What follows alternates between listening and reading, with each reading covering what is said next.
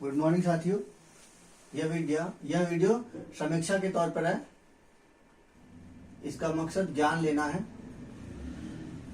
भारत के लिए खतरा बन रहा है चीन का तीव्र सैन्य विस्तारवाद, अमेरिका कह रहा है। ये अमेरिकी रक्षा मंत्री हेमसेथ ने कहा है कि हिंद प्रशांत क्षेत्र में बढ़ेगी सामरिक हलचल।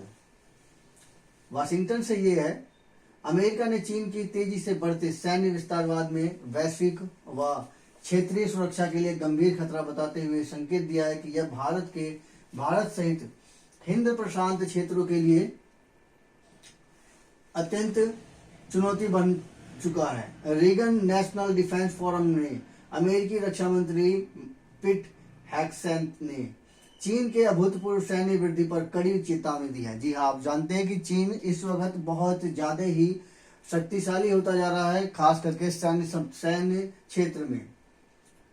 कई तो ऐसे ऐसे हथियार बन गए हैं जो कि दिखाई नहीं देंगे, यानी कि वो हमारे देश में कहते हैं कि मिस्टर इंडिया बन जाना। तो ऐसे हथियार भी बनाए जा चुके हैं, चीन ने अपनी ओर से बनाए हैं। चीन की अभूतपूर्व सैन्य वृद्धि पर कड़ी चेतावनी देने के बाद उन्होंने कहा है कि चीन जिस गति से नौसेना व परमाणु क्षमताओं पर निर्माण कर रहा है वह ऐतिहासिक है और अमेरिका को तत्काल अपने रक्षा उद्योग आधार को मजबूत करना होगा।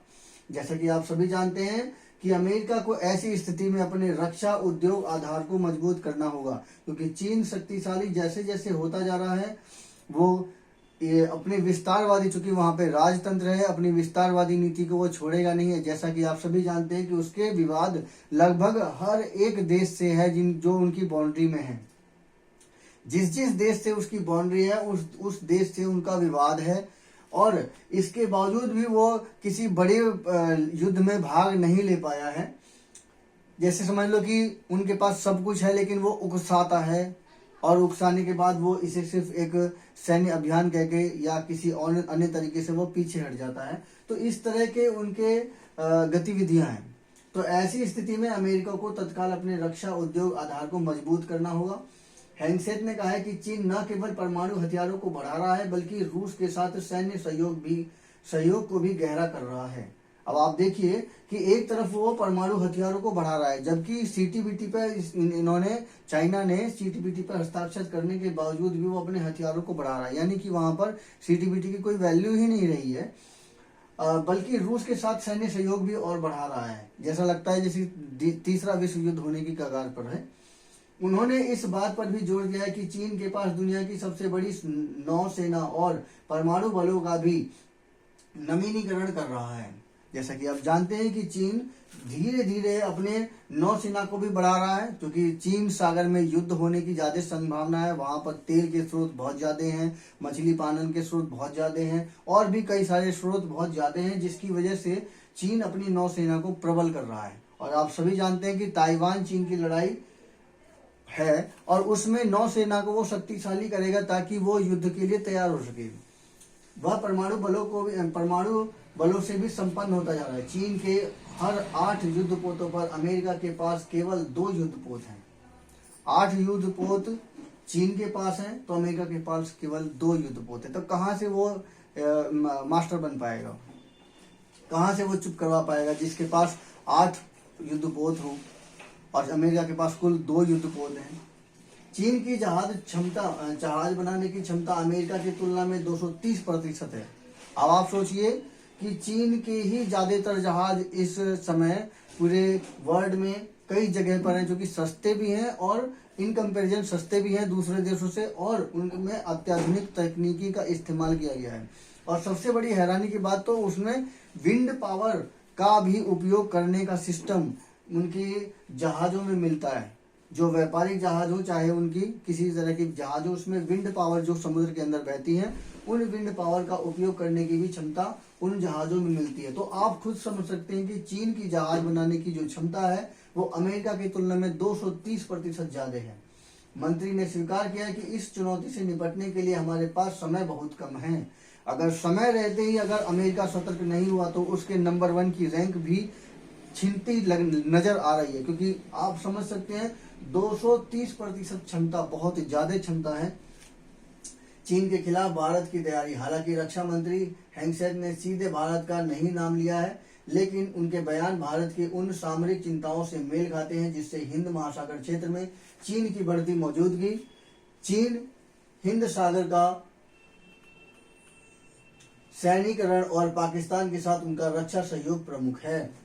अब आप समझिए कि इधर भारत की चाइना पाकिस्तान से बिल्कुल नहीं बनती और दक्षिण चीन सागर का सैनिकरण और पाकिस्तान के साथ उनका रक्षा सहयोग, ये बहुत ही गंभीर मुद्दा है जो भारत के लिए भी खतरनाक बनेगा। जैसा कि आप बता रहे हैं कि भारत ने भी नौसैनिक तैयारी में निवेश बढ़ाया है। चीन की क्षमता भारत के लिए लंबे समय से चिंता का विषय रही है। इसके जवाब में भारत ने अमेरिका, जापान और ऑस्ट्रेलिया के साथ सामुद्रिक साझेदारी मजबूत की है। अब आप देखिए, एक चीन को कंट्रोल करने के लिए साझेदारी किस किस से, अमेरिका से, जापान से और ऑस्ट्रेलिया के साथ समुद्री साझेदारी करनी पड़ी है और हिंद महासागर में अपनी नौसैनिक पहुंच को मजबूत किया है। हिंद महासागर में नौसैनिक पहुंच को मजबूत किया है।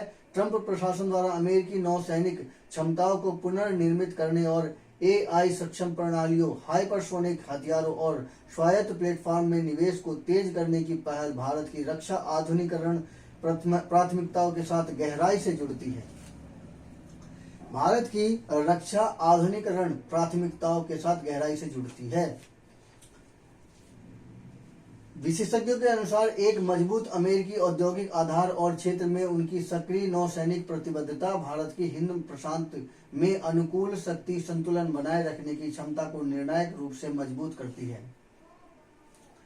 भारत की हिंद प्रशांत क्षेत्र में अनुकूल स्थिति संतुलन बनाने के लिए ये जरूरी है कि वो अपनी क्षमता को बढ़ाए। तो कहने का मतलब भारत के लिए भी उतना ही खतरनाक है सिचुएशन जितना कि अमेरिका के लिए है।